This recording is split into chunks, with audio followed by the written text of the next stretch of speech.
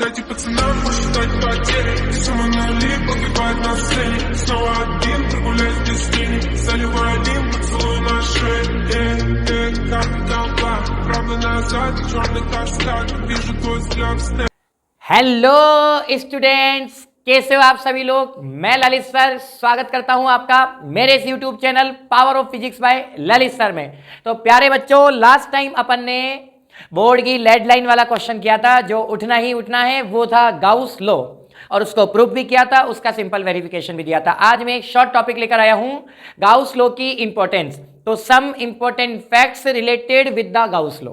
ठीक है, तो आज अपन डिस्कस करने वाले हैं बेटा, क्या आज अपन डिस्कस करने वाले हैं some important facts related with the Gauss law. ठीक है बेटा, related with the Gauss law. तो ध्यान रखना, कुछ इंपॉर्टेंट फैक्ट जो अपन गाउस लॉ से क्या करने वाले हैं, रिलेट करने वाले हैं। तो जो इंपॉर्टेंट फैक्ट अपन गाउस लॉ से आज रिलेट करने वाले हैं, उन इंपॉर्टेंट फैक्ट को मैं आज क्या करने वाला हूं, डिस्कस करने वाला हूं। ठीक है, चलो। तो फर्स्ट वाला जो फैक्ट है, एक एक फैक्ट, देखो 8 से 10 फैक्ट है बेटा, तो एक एक फैक्ट को अपन डिस्कस करें तो ज्यादा बढ़िया है। इसमें क्यूब कॉन्सेप्ट भी मैं आपसे डिस्कस करूंगा कि क्यूब कॉन्सेप्ट कैसे काम करता है। फर्स्ट वाला जो फैक्ट है वो ये है कि हमेशा ध्यान रखो, फर्स्ट वाला ये है कि गाउस लॉ अपने पास क्या होता है, बताओ भाई।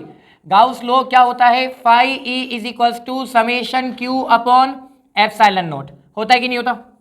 हाँ बेटा, गाउस लॉ अपने पास क्या होता है, phi E is equals to summation Q upon epsilon naught. तो समेशन क्यू का मतलब क्या होगा यहाँ पे, बताओ। समेशन क्यू का मतलब होता है टोटल चार्ज, लेकिन वो टोटल चार्ज कहाँ का होना चाहिए, बोलो। इनसाइड वाला होना चाहिए, आउटसाइड वाला चार्ज नहीं होना चाहिए, अंदर वाला चार्ज होना चाहिए। एप्सिलॉन नोट का मतलब तो आपको पता ही है। एप्सिलॉन नोट का मतलब क्या होता है बेटा, परमिटिविटी ऑफ वैक्यूम, है ना, या फिर स्पेस की भी अपन बात कर सकते हैं। ठीक है, तो ध्यान रखना, गाउस लॉ अपने पास total charge inside the system and epsilon naught that is the permittivity. तो फर्स्ट अपने पास गाउस लॉ का फैक्ट क्या है कि in the Gauss law we have to calculate total charge, then we take always inside charge, अंदर वाला charge हमको लेना है। सेकंड वाला जो गाउस का फैक्ट है वो ये है कि गाउस ने हमेशा ये बोला था कि जब भी आप क्या कैलकुलेट करोगे, हाँ बेटा, गाउस ने क्या बोला था, जब भी आप क्या कैलकुलेट करोगे, फ्लक्स कैलकुलेट करोगे, तो फ्लक्स कैलकुलेट करने के लिए आपको किसको चूज करना पड़ेगा बेटा, फ्लक्स कैलकुलेट करने के लिए आपको क्लोज सरफेस को चूज करना पड़ेगा। और उसी क्लोज सरफेस को अपन क्या बोलते हैं, बोलो, उसी क्लोज सरफेस को अपन क्या बोलते हैं, गाउशियन सरफेस। क्या बोलते हैं बेटा उसी क्लोज सरफेस को, गाउशियन सरफेस। बोलो, इसमें कोई डाउट है क्या? तो क्लोज सरफेस अपने पास होनी चाहिए। ठीक है, चलो। अब थर्ड वाला अगर अपन फैक्ट बात करें, थर्ड वाला ये है, गाउस लॉ का जो फ्लक्स है, यानी कि the flux is does not depend on the shape. जो आपका फ्लक्स है वो हमेशा डू नॉट, है ना, जो फ्लक्स है वो कभी भी do not depend on the shape, कभी भी शेप पे डिपेंड नहीं करता। साइज की बात अलग है, मैं शेप की बात कर रहा हूं, है ना। शेप का मतलब स्क्वायर हो कोई प्रॉब्लम नहीं है, रेक्टेंगल हो कोई प्रॉब्लम नहीं है, ट्राइंगल हो कोई प्रॉब्लम नहीं है, और स्पेयर हो, स्पेयर बोल दो चाहे सर्कल बोल दो, तब भी अपन को कोई प्रॉब्लम नहीं है। तो आप देख सकते हो कि अपने पास मैंने जहां पर भी मैं यहाँ पे चार्ज रखूंगा, तो इन ऑल कंडीशंस, चार्ज की पोजीशन कभी भी हो सकती है, in all condition the flux will be same. तो चारों शेप में जो आपका फ्लक्स होगा वो फाई इज इक्वल्स टू क्या हो जाएगा बेटा, क्यू अपॉन एप्सिलॉन नॉट। बोलो, यहां तक कोई डाउट है? ठीक है, चलो। तो थर्ड वाला पॉइंट हो गया। अब आ जाओ अपने पास, नेक्स्ट है बेटा फोर्थ वाला पॉइंट। कौन सा वाला पॉइंट है बेटा, नेक्स्ट फोर्थ वाला पॉइंट। अब फोर्थ वाला पॉइंट क्या कहता है, फटाफट से उसको देखते हैं। ठीक है, तो first second third complete. Fourth वाला पॉइंट ये कहता है कि गाउस लॉ का जो फ्लक्स है, ठीक है, वो डिपेंड नहीं करता साइज पे। किस पे डिपेंड नहीं करता, साइज पे। तो flux do not depend on size. तो फ्लक्स कभी भी ध्यान रखो किस पे डिपेंड नहीं करेगा बेटा, साइज पे डिपेंड नहीं करेगा। ठीक है, चलो। साइज का मतलब कैसे, जैसे मान लो साइज इधर छोटा हो गया, इधर और बड़ा हो गया, इधर और बड़ा हो गया। ठीक है, तो यहां पर अपने पास तीनों ही कंडीशन में फ्लक्स में यानी कि चार्ज ऐसे रहेगा। और आपको पता है इन ऑल कंडीशंस, इन सारी की सारी कंडीशंस में जो आपके पास ऐसे चार्ज दे रखा है, इन ऑल कंडीशन आपका जो फ्लक्स होगा वो फ्लक्स क्या होगा, summation Q upon epsilon not. Clear है? तो ऑलवेज रिमेंबर कि flux do not depend on the size. That means जब साइज पे डिपेंड नहीं करेगा तो आपका फ्लक्स रहेगा summation Q upon epsilon not. ठीक है, चलो। नेक्स्ट वाला जो फिफ्थ पॉइंट है वो भी इंपॉर्टेंट फैक्ट में आता है कि गाउस का जो फ्लक्स है, ठीक है, जो क्लोज सरफेस वाला फ्लक्स है do not depend on the distribution of charge distribution पे ये डिपेंड नहीं करता। अब तुम्हारे दिमाग में एक फिर क्वेश्चन आ गया होगा, सर चार्ज डिस्ट्रीब्यूशन कैसे? देखो बेटा, चार्ज डिस्ट्रीब्यूशन का मतलब मैं यहाँ पे शेप बिल्कुल सेम बना देता हूँ, ठीक है, छोटी बड़ी भी हो जाए तो भी कोई प्रॉब्लम नहीं है। लेकिन मान लो मैंने यहाँ पे बोला चार्ज कितना है Q, मैंने यहाँ पे बोल दिया, मैंने चार्ज को डिवाइड कर दिया, बताओ कितना, Q/2। यहाँ पे मैंने चार्ज को 4 पार्ट्स में डिवाइड कर दिया, कितना, Q/4 और Q/4। तो मुझे एक चीज समझाओ कि इनमें क्या फर्क है। अगर आप टोटल चार्ज ले रहे हो पूरे इनसाइड वाले सिस्टम का तो ये भी Q है, Q/2 को अगर मैं टोटल करूंगा तो ये भी Q है ना। Q/4 को अगर मैं टोटल करूंगा तो ये भी अपने पास क्या है, Q है। चीजें समझ में आ रही है? तो ध्यान रखना, अपने पास टोटल चार्ज हर सिस्टम का अलग अलग अगर हम कैलकुलेट करें तो कितना है, स्मॉल q। कितना है बेटा, टोटल चार्ज भी अगर अलग अलग सिस्टम का कैलकुलेट करेंगे तो स्मॉल q। तो ये चीज है कि flux do not depend on the charge distribution, flux charge distribution पे डिपेंड नहीं करता। ठीक है, ये 5 पॉइंट अपने हो गए। चलो इसके आगे के पॉइंट अपन डिस्कस कर लेते हैं एक बार। ठीक है, नेक्स्ट वाला जो पॉइंट है वो ध्यान रखो कि जो टोटल फ्लक्स है, आपको पता है गाउस ने ये बोला था कि टोटल फ्लक्स 0 होता है किसी भी क्लोज सरफेस से, किसी भी क्लोज सरफेस से उसका जो टोटल फ्लक्स होता है वो क्या होता है, 0।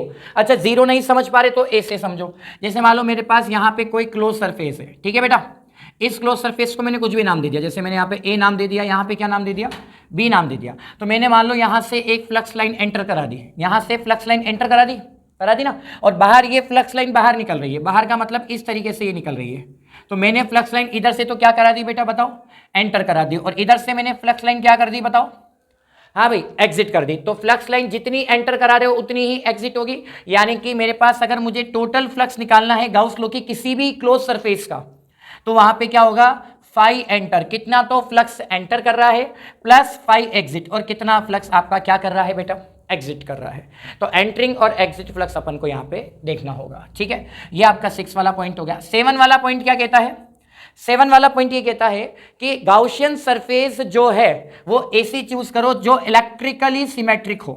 क्या हो, इलेक्ट्रिकली सिमेट्रिक। तो ध्यान रखना, Gaussian surface always be choose, ठीक है, जब भी आप चूज करो always be choose in the form of electrically symmetric, वहां पे वो इलेक्ट्रिकली सिमेट्रिक होनी चाहिए गाउशियन सरफेस, इस तरह से आपको चूज करना है। ठीक है, फिर इसके बाद अगर अपन एर्थ वाले फैक्ट की बात करें तो देखो इसका एर्थ वाला इंपॉर्टेंट फैक्ट क्या है। एर्थ वाला जो इंपॉर्टेंट फैक्ट है बेटा वो ये कहना चाह रहा है कि आपका जो गाउशियन सरफेस है, सुना, वो स्क्वायर पे डिपेंड्स करता है, यानी कि स्क्वायर डिपेंडेंस को फॉलो करता है। सिंपल सी बात, देखो मैं कैसे बताता हूं। वो बोल रहा है गाउस लॉस का मतलब यह है कि जो भी क्लोज सरफेस से पास होने वाला फ्लक्स होगा वो फ्लक्स स्क्वायर लॉ को फॉलो करेगा। स्क्वायर लॉ मतलब स्क्वायर की डिपेंडेंस पे वो चीज अप्लाई होगी। कैसे, जैसे मैंने यहां पे बोला फाई इज इक्वल्स टू क्या होता है, close integration E dot D S, और ये ई डॉट डी एस किसके इक्वल हो जाता है, summation Q upon epsilon not. भाई प्रॉपर तरीके से देखा जाए तो फ्लक्स का फॉर्मूला तो यही बनाना बेटा। अब यहाँ पे ई का मतलब क्या है, इलेक्ट्रिक फील्ड, वो इलेक्ट्रिक फील्ड क्या होगा बताओ, के क्यू अपॉन आर स्क्वायर। क्या यहाँ पे inverse of square law follow हुआ कि नहीं हुआ, आर का इनवर्स हो रहा है और वो स्क्वायर में भी है, तो इनवर्स ऑफ स्क्वायर पे ये चीज क्या होती है, अप्लाई होती है। दूसरा गाउस अंकल क्या बोल गए, गाउस अंकल ने बोला कि भैया ऐसी बात है, हमेशा जो गाउशियन सरफेस है वो डिस्क्रीट चार्ज से पास होनी नहीं चाहिए। जहां पे डिस्क्रीट चार्ज होंगे उस जगह से आपकी जो, सुनना बेटा सुनना, बहुत अच्छी बात बोलो, जहां से डिस्क्रीट चार्ज होंगे, जहां पर क्या होंगे, जहां पर डिस्क्रीट चार्ज होंगे उस जगह से आपका जो गाउशियन सरफेस है वो गाउशियन सरफेस पास नहीं होना चाहिए। अब तुम्हारे दिमाग में आएगा क्यों, क्योंकि मैंने तुमको बताया था गाउशियन सरफेस पे हमेशा कंटिन्यूअस चार्ज डिस्ट्रीब्यूशन काम करता है, डिस्क्रीट चार्ज डिस्ट्रीब्यूशन काम नहीं करेगा। चार्ज अगर थोड़े थोड़े टुकड़ों की फॉर्म में जाएगा, डिस्क्रीट लेवल पे जाएगा, तो आप किसी भी कंडीशन पे उस पर आप इलेक्ट्रिक फील्ड क्या नहीं कर सकते बेटा, डिफाइन नहीं कर सकते। तो इलेक्ट्रिक फील्ड डिफाइन नहीं कर सकते, that means that is not possible. तो ये 9 पॉइंट अपने पास हो गए। चलो अगर अब यहां तो 9 पॉइंट तो हमने हो गए, इस पे तो कोई दिक्कत है नहीं, है ना। अब 1-2 पॉइंट और है जिसको मैं लेके आ रहा हूं क्यूब कंसेप्ट की फॉर्म में। कौन से कंसेप्ट की फॉर्म में, क्यूब कंसेप्ट। देखो क्यूब कंसेप्ट क्या है,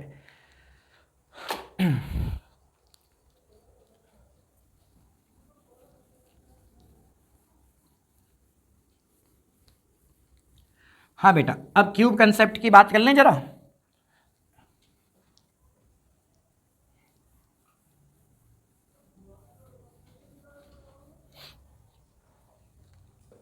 चलो, तो ये अपने पास पॉइंट कंप्लीट हुए। अब एक मैं नेक्स्ट वाला जो पॉइंट लेकर आ रहा हूं, ये लेकर आ रहा हूं क्यूब कंसेप्ट।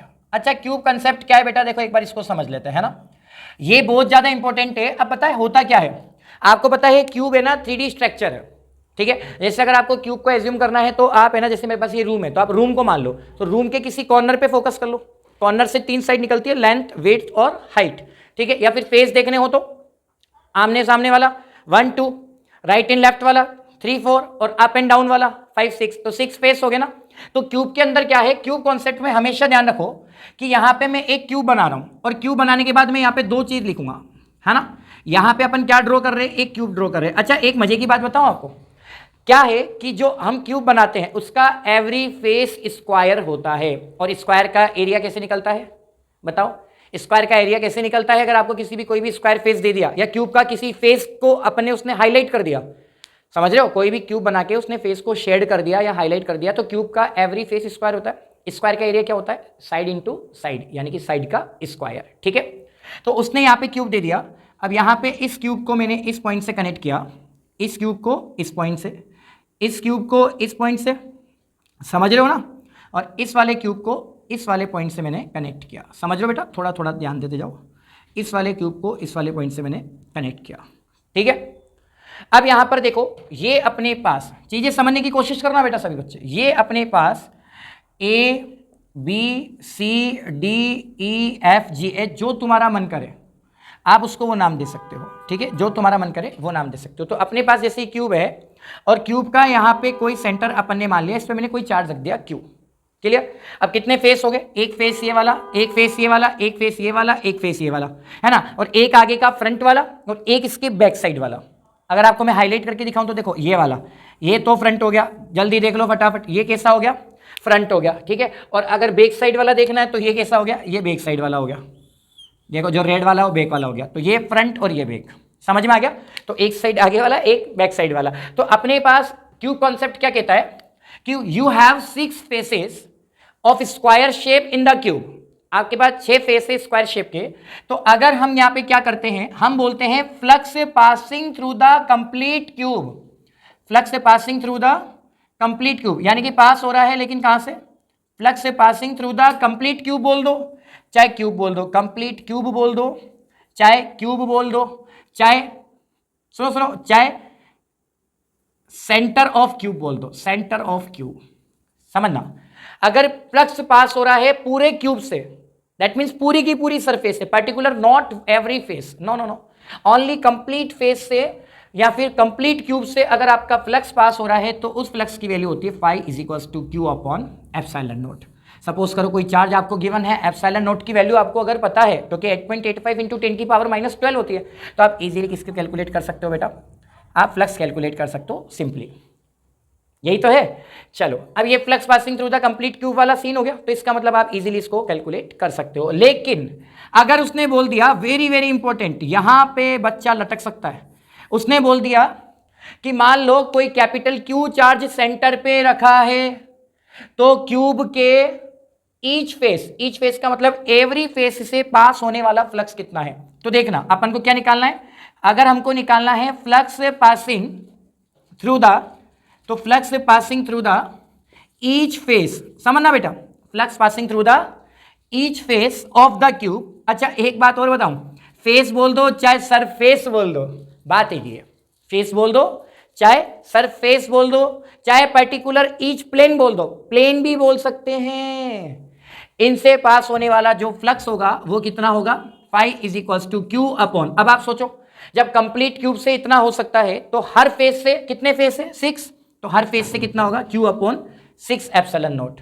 और अगर पूरे, ये तो एक फेस से है, अगर 6 फेस से निकालोगे भाई, 6 फेस से निकालोगे तो 6 से मल्टीप्लाई कर लो, इससे कैंसिल हो जाएगा, अगेन अपन को दोबारा ये वाली वैल्यू मिल जाएगी, ठीक है। लेकिन हमको यहाँ 6 से मल्टीप्लाई नहीं करना क्योंकि हम ईच फेस की बात कर रहे हैं, that means phi is equals to Q upon 6 epsilon naught. तो ये आज के इस लेक्चर में गाउस के कुछ इंपॉर्टेंट फैक्ट्स थे जो हमारे न्यूमेरिकल में या हमारे कहीं ना कहीं फिल इन द ब्लैंक्स या ऑब्जेक्टिव क्वेश्चन में काम में आ सकते हैं। तो प्यारे बच्चों, नेक्स्ट टॉपिक मत छोड़ना, मरते दम तक याद रखना उस टॉपिक को, क्योंकि वो बोर्ड एग्जाम 2024 का छपने वाला टॉपिक है गाउस लॉ की एप्लीकेशंस।